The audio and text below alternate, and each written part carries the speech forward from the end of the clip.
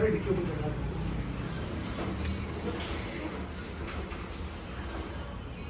हा आहे आपला फायनल रिझल्ट. करते आणि मग शेप कॅरेटिंग नंतर परत एकदा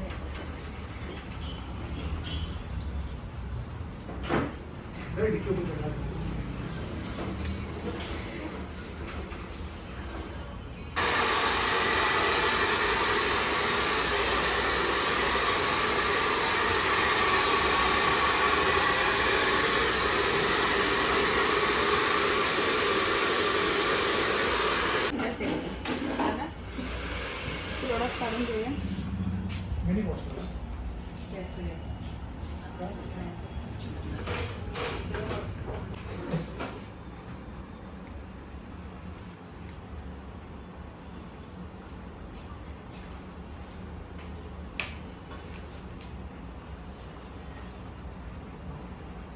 असं छोटे छोटे सेक्शन घेऊन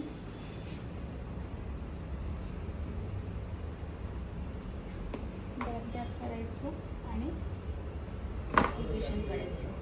फ्रूट्सला प्रोडक्ट लागून नाही द्यायचं.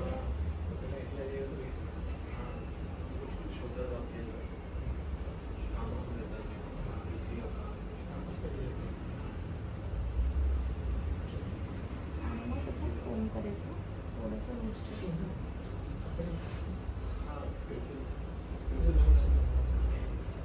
तर असं आता आपण सगळ्या हेअरमध्ये ॲप्लिकेशन करून घेऊया. आता आपण पूर्ण ॲप्लिकेशन करून घेतलं आहे. तर आपण ह्याला आता क्लीन रॅप किंवा मग शॉवर कॅप लावूया आणि 50 मिनिट्ससाठी ठेवूया. तर ही स्टेप आपली कंप्लीट झाली आहे. सगळं ॲप्लिकेशन झाल्यानंतर एकदा असा फोम करून घ्यायचा पूर्ण केसांना. ठीक आहे. तर आता प्रोडक्ट लावलं आहे आणि मी क्लायंटला बोलते की आता आपण 50 मिनिट्सपर्यंत ठेवणार आहे. तर तुम्ही बघू शकता शॉवर कॅप लावला आहे. तर आता झाले 50 मिनिट्स आणि आता आपण ड्राय करायला घेणार आहोत. मीडियम हीटने 100% ड्राय करायचं आहे आपल्याला. सो फर्स्ट आपला असतो प्युरिफाईंग वॉश, नंतर क्रीम ॲप्लिकेशन, त्याच्यानंतर 50 मिनिट्स ठेवायचं आणि आताच होणार आहे ड्राय हेअर. तर हा आपला 4th स्टेप आहे.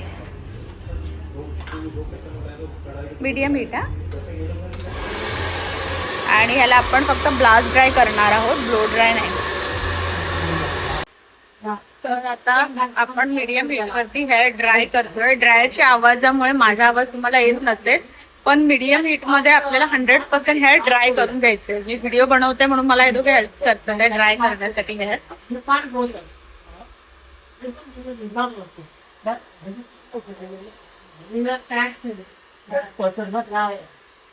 तर चला आता 100% ड्राय करून घेऊया. तर हा आहे आपला फायनल रिझल्ट. असा लाईट रिझल्ट. स्ट्रेट पण झालेत हे. शाईन बघा, मॅमने ग्लोबल कलर पण केला आहे, त्याच्यात पण केला आहे. तर हा फायनल रिझल्ट आहे. तर आवडला असेल तर नक्की चॅनलला सबस्क्राईब करा, व्हिडिओला लाईक करा आणि कमेंटमध्ये सांगा रिझल्ट कसा आला. आवडला ना?